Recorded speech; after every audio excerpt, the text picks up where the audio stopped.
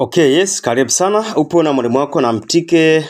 Okay, leo tutaangalia jinsi gani ya kuweza kutengeneza sabuni za miche, lakini tutazungumzia hatua ya kwanza.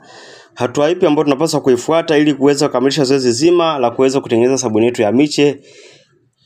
Iwe sabuni ya magadi, sabuni ya mithili ya jamaa, mithili ya whitewash. Hii ni hatua ya kwanza kuweza kuizingatia ukiwa tayari ushaandaa kila kitu, kwa maana malighafi yote umeshakuwa nayo. Hii ni hatua ya kwanza. Hiyo ambayo naifungua hapo ni caustic soda, sawa? Caustic soda, kwa maana siku ya kwanza kabisa au hatua ya kwanza ni zoezi zima la kuweza kuandaa caustic soda solution. Kwa hiyo tutapima hapo caustic soda, then tutaenda kuiloweka katika maji na ili kuweza kutengeneza kitu kinaitwa caustic soda solution. Hii ni hatua ya kwanza na video hii ni hatua ya kwanza. Pia nitaachia video hatua ya pili, nitaweka video hatua ya tatu ambayo ndio hatua ya mwisho.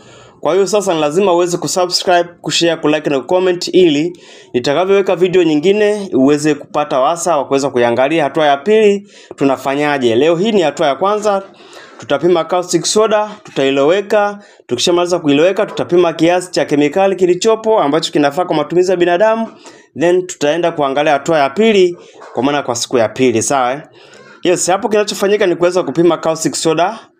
Caustic soda yetu na kuweza kuiloweka. Ninayo caustic soda nyingi sana, kwa maana huwa nanunua mfuko mzima ili kuweza kutengeneza mazingira ya faida. Kama unahitaji kujua jinsi gani kuweza kutengeneza faida ili uweze kutengeneza sabuni kwa manufaa zaidi, basi unaweza kutafuta kule WhatsApp teacher inataka kujua jinsi gani kuweza kuzalisha kifaida zaidi, tutakusaidia.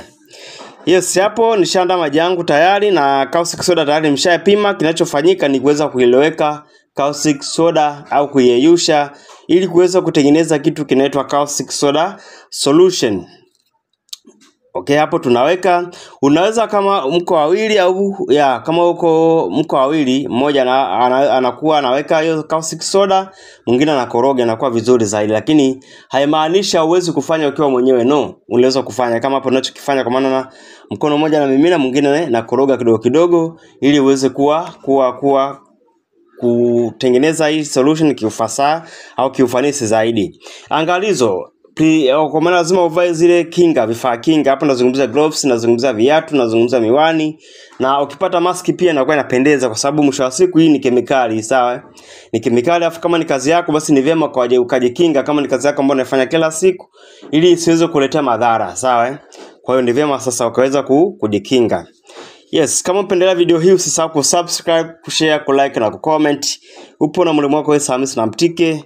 Karibu sana katika madarasa yetu ya online ambayo tunafundisha kwa njia ya WhatsApp. Sasa ukishamaliza kuloweka caustic soda yako, umeshayuka tayari, unaacha kwa masaa yasiyopungua 24. Baada hapo utakuja kupima caustic soda solution yako. Hii sasa hivi ishakuwa solution kwa sababu baada ya kuiacha masaa 24 inakuwa kama hivyo, hapo inakuwa kama maji. That's why unapaswa kuitunza katika sehemu ambayo ni salama, isifikiwe na watu. Baada hapo tutakuja kupima kwa kutumia hydrometer.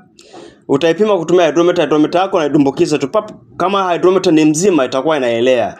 Ukiona imeenda kugonga hadi kule chini na haipandi juu, hydrometer yako ni mbovu. Sawa? Kwa hiyo lazima uweze kuwa na hydrometer ambayo ni mzima, ambayo itakupa majibu sawa. Sawa? Yes, hapo ndo tunapima. Tutasubiria hatua nyingine ya pili. Kwa hiyo usisahau kusubscribe, kushare, kulike na comment ili uweze kuangalia hatua ya pili ya utengenezaji wa sabuni zetu za miche, sawa? Pia karibu sana katika madarasa yetu ya kule ya WhatsApp na Telegram uweze kujifunza mengi zaidi. Utalipia ada kiasi then utaunganishwa darasani. Asante sana.